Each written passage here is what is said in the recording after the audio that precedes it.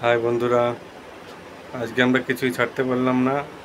প্রীতমের গানের পরীক্ষা ছিল, যার জন্য আমরা ওইখানে গিয়েছিলাম।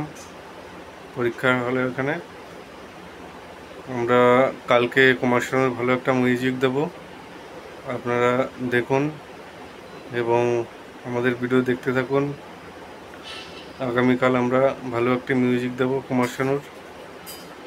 আর নতুন কোনো দাদাভাই হলে পরে অবশ্যই আমাদের চ্যানেলটি সাবস্ক্রাইব করে নেবেন, যেহেতু নতুন নতুন মিউজিক পাওয়ার জন্য, অর্কেস্ট্রার মিউজিক নতুন নতুন।